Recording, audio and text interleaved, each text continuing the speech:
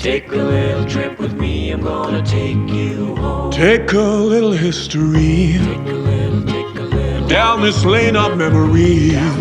down this lane. So let's raise another glass for the glorious past and the friends we have become. Yeah, yeah, 'cause little did we know the good times come and go, but the best is yet to come.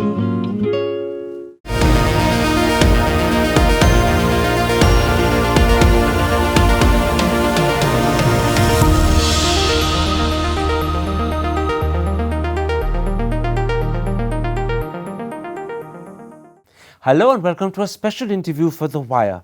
The Supreme Court's recent ruling on women in the army has created a deep division between those who welcome the order and those who think it's a terrible mistake.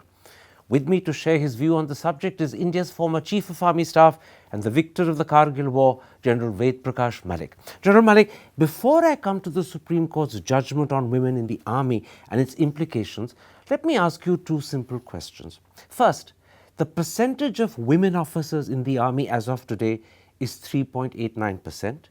In the Navy, it's 6.74%. In the Air Force, it's 13.28%. Clearly, the army is the laggard service. Does this need to be rectified, or is it understandable? No, I do believe that as the nature of combat keeps evolving, you will see more women coming and joining the army as officers and even as men. Don't forget, now we are getting into the age of cyber war, we are getting into the space war, and the army is also getting involved. There's more of air combat, etc. When you'll have helicopters joining the army. So I do see more women getting a chance joining the army. So this percentage will, of its own, over a period of time, rectify? I do believe that. The second thing is that it's now 10 years since 2010 when the Delhi High Court ruled that women have a right to permanent commissions in the units that they were permitted to join at that time. But that was never stayed by the Supreme Court, yet it was never implemented either. Was that a mistake? Well, the present ruling given by the Supreme Court, I think is quite fair. And also I would say it's progressive that I could see from that ruling. And I see no reason if the women can go through the same mill as the men do in these 10 corps that we are talking of, combat support and services. Can I interrupt there? I'll come to the Supreme Court's present ruling in a moment's time. Okay. But what about the fact that the Delhi High Court had a ruling, not Yes. about all 10 combat units, but about the very limited number of units that they were permitted to join at that time. Was it right that even though that Delhi High Court ruling was never stayed, it wasn't implemented? Well, I really can't say why it was not implemented, but all I look at it is that it says evolving social situation, and there must have been reservation in the mind of some people, and that's why they didn't go through that. And time has come that the girls are now becoming proactive and they are asking for these requirements. Let's then come to the Supreme Court's present ruling. The Supreme Court has said that women have a right to permanent commission, not just in the limited number of units that applied in the Delhi High Court ruling of 2010. Now the Supreme Court says they have a right to permanent commission in all 10 non-combat army units. And that includes the Army Ordnance Corps, the Corps of Engineers, the Corps of Signals. As a former army chief, how do you look at this? No, I think Supreme Court ruling is quite fair as far as I can see it, and also quite progressive. And look, last 10 years or 15 years, the social norms in our country have also changed. The girls, you see them today, they are doing well in all fields.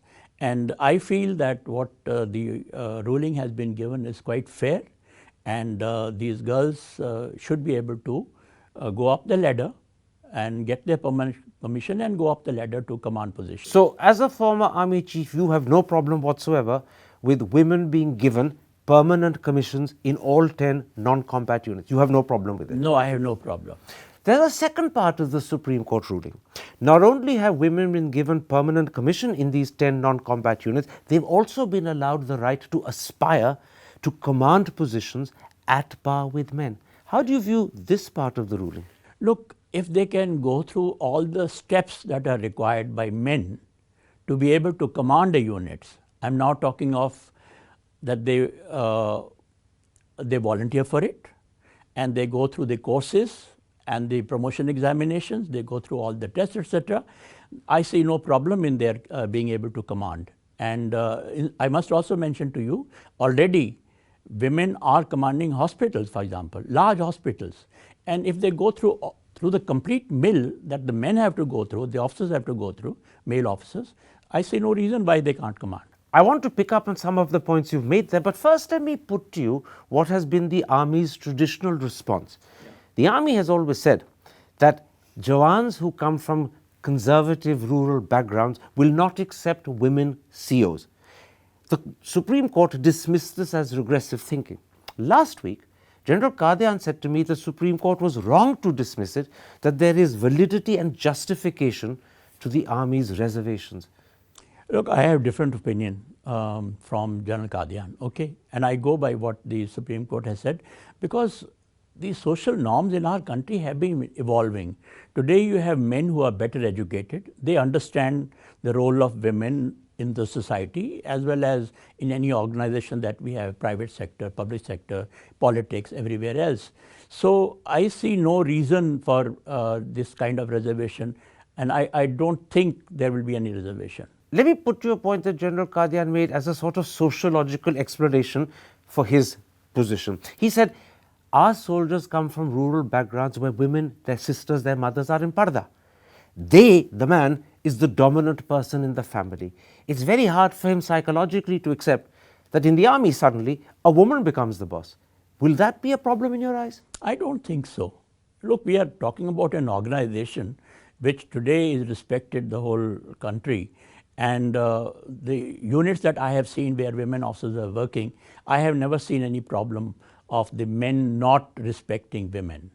So regardless of whether you come from a rural conservative background or you're from an urban modern background, men in uniform, soldiers and officers will respect women if they are in command position. They are already doing that. Let's see the men, same men, when they go to the hospital and they find an officer there, you see the conduct. They're very respectful to the women officers. And if they can respect women officers in hospitals, they can elsewhere too. Surely.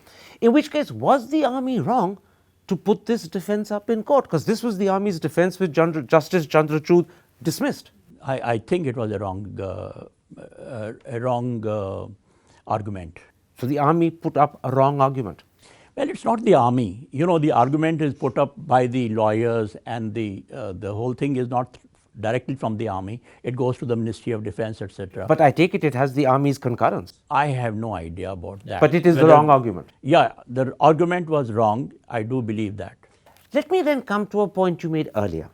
You said there would be no problem if women aspire to command positions at par with men, provided they have the same training, they go through the same mill.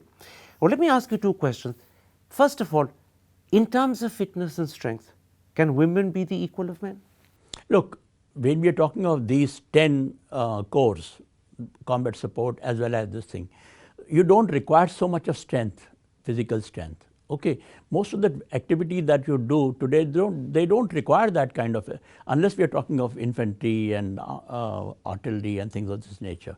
So I think that they can go through the physical fitness that is required. One other point, what about training? If women are to become permanent commissioned officers and then aspire to command positions, and they're doing this at par with men, is it then necessary that they should go through NDA and IMA rather than become officers through a shorter route or a different route? No, look, we have short service commissioned male officers. Okay, so if the short service commissioned male officers can also aspire to become permanent commissioned officers, Why can't women? so why can't the women? And so that's not an argument. But the more important thing is to be able to aspire to those command positions, they must go through the same courses, the same training, the same promotion examinations, and whatever is required to become a commanding officer. Just to understand your point, it's not how they qualify as officers that is a problem, because if men can qualify as short service, so can women, and if both can compete for command positions, then so can women. Yeah. What matters is that the courses thereafter, the tests should be equivalent, and therefore they should be judged on par with each other. Correct. If they can go through those things, I see no problem. Why can't they command the units? You said if they can go through those things. Why do you use if? You Is know, it going to there be a are, problem? Firstly, they have to be volunteer. Secondly, promotion examinations, not many people, there are many people who don't do it. And then comes the fitness part in terms of merit. You know, you will find at every rank almost 50%, even the male officers, not making it to the command rank. This is the pyramid structure. Because of the pyramid structure. So you have to climb the pyramid structure like the male officers. So in other words, you have no problem with women going up the structure. You have no problem with women being CEOs of non-combat units. And we're talking of non-combat units, provided it's done on par with men. They compete equally and they're as good as men. Yes. There should be no special concession on the grounds of gender. No, they don't require that. There should be no. There should be none. One more question before I take a break. After I take a break, I want to talk about whether women should be admitted to combat units. But at the moment, I want to ask you a slightly different question. The Supreme Court has not so far admitted women to combat units. It wasn't even in front of the Supreme Court in appeals. However, they have said that in 2 units, the Corps of Engineers and the Corps of Signals, women can have permanent commissions. Women can also go all the way to the top as commanding officers.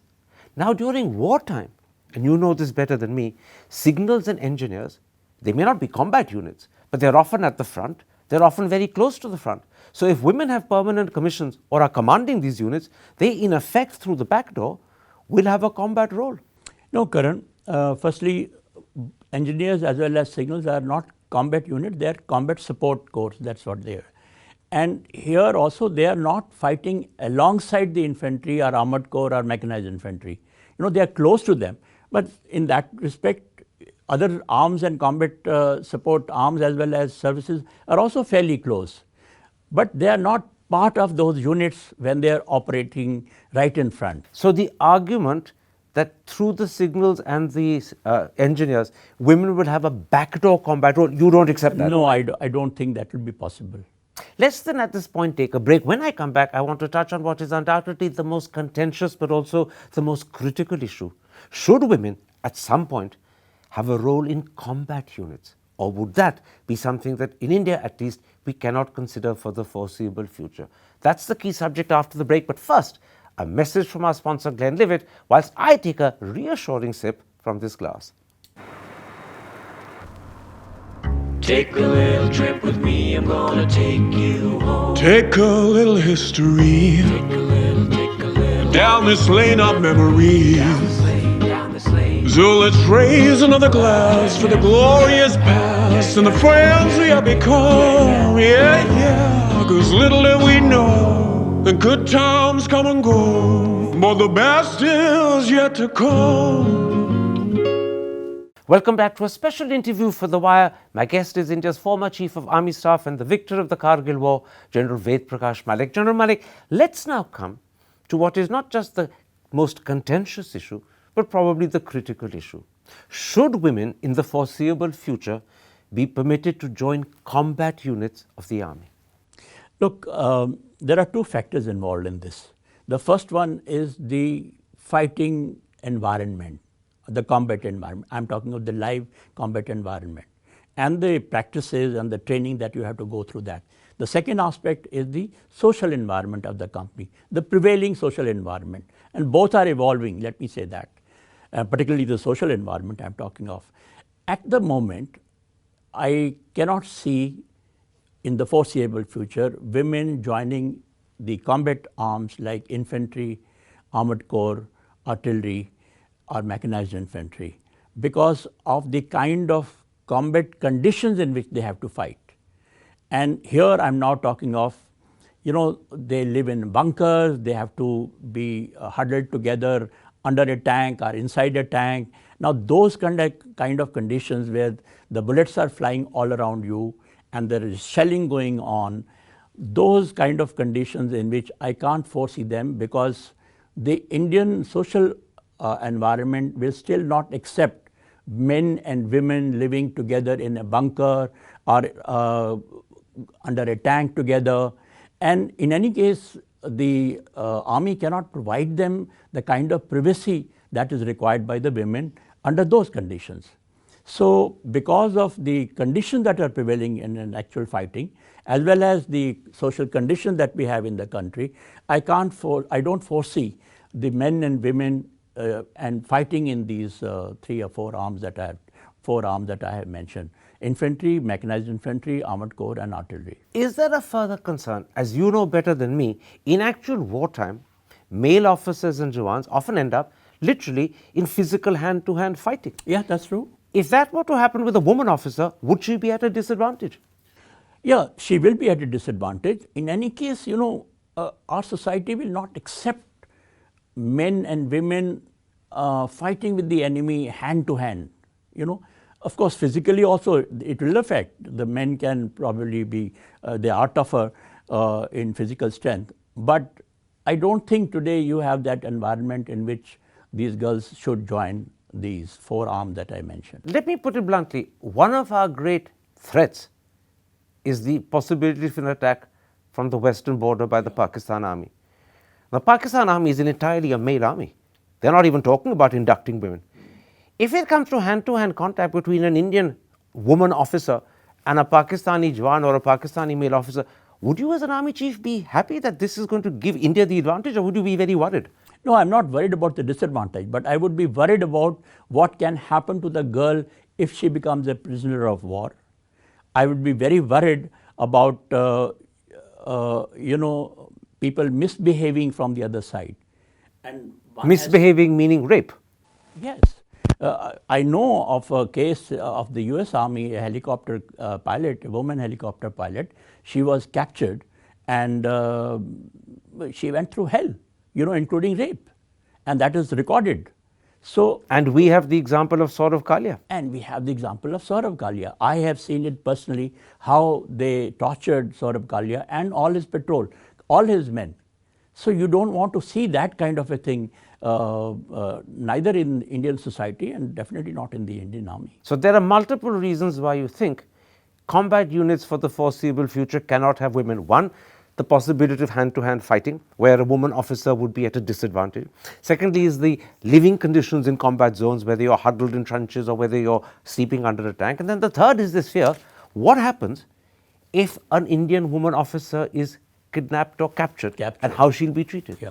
Let me also mention here, Karan, that most of the army, where they have accepted women, they are not exposing them to this kind of environment. They're keeping them away.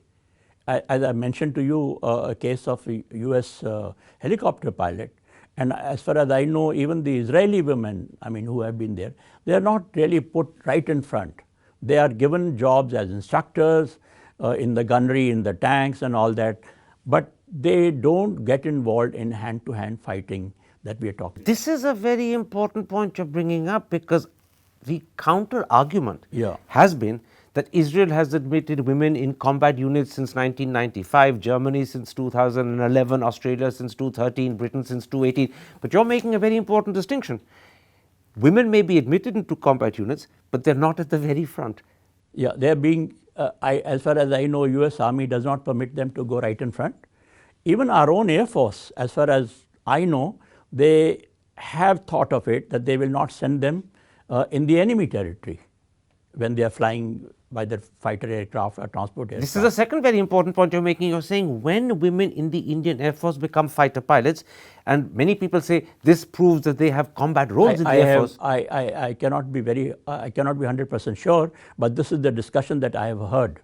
That Indian women pilots fly over Indian territory, they defend the home country, but they don't fly over enemy territory. You see, the air defense is an important role which the fighter pilots have to go through. So probably they will be used more there, and discussion that I have heard is that they will not be asked to go fly over the enemy territory.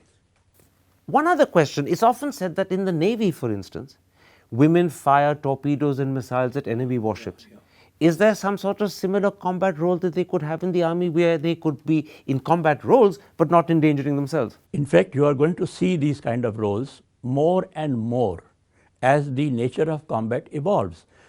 If we are going to have drones today, Tomorrow you have the armed drones, and there is so much of engagement with the enemy through missiles, and you will find more girls joining them, and they will be in different arms which are there. So you're saying that as the army evolves and as technology and weaponry and equipment evolve, there will be roles that will be deemed combat roles which women can fulfill. Yes. But they will not be frontline roles. Yes. They will not involve hand-to-hand fighting. Right. They will not involve the risk of capture. That's right. And I see greater role for women in those conditions.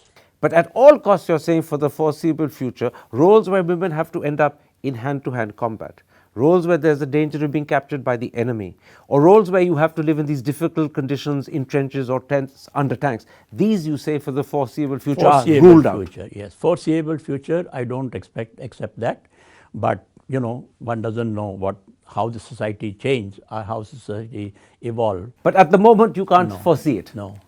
Let me come to one last issue. Quite clearly, there are limits to the sort of combat role women can play as officers in combat units. There are some that are possible, as you said, but there are others which clearly for the foreseeable future are not.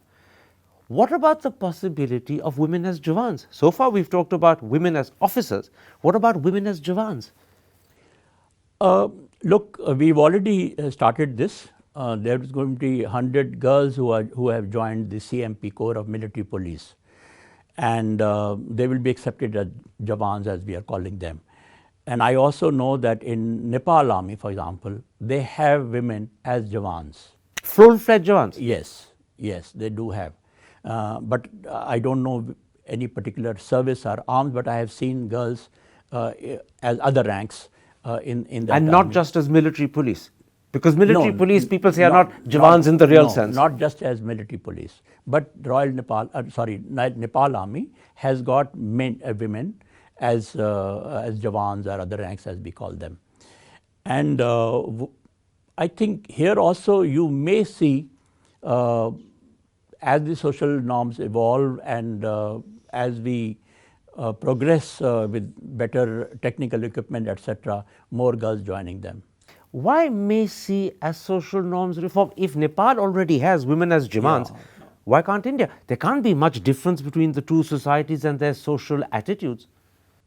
I tend to agree with you on that, that I think not many people know about it, but gradually this will happen. You may find it. Again, it has to be accepted both by the women themselves, living under those conditions. And it may come through not much later, but maybe sooner than that. Is there a sense in which perhaps the leadership of the army, the generals in charge, need to perhaps rethink this one themselves and say to themselves, look, if Nepali women can be jawans in Nepal and there's no great difference between the two societies, so can ours. No, look, I do feel that the statement that I have heard from the present army chief and even from the Raksha Mantri, they both have accepted the Supreme Court ruling. And they are not regressive in their thinking, they are progressive in their thinking. So, as I said, social norms are changing, the combat role is changing. But on this issue, are social norms changing fast enough? If Nepal already has women as jawans, it's a bit strange that India, which considers itself a more progressive country, doesn't. Well, we have started, haven't we? One last question. When women are admitted in the army as jawans, will they again be jawans who go right to the very front? Or once again, will there be some roles that they won't perform, particularly? Look, let's be fair. Once the girls join the army, whichever arm or service they are in, they will have to perform the same role as men. But can they be jawans in combat units or only in the 10 non-combat units the Supreme Court has allowed officers in? If I'm not accepting them as an officer, I'm definitely not accepting them as other ranks or jawans. I'm only accepting them sooner or later In non-combat? In non-combat form, yes.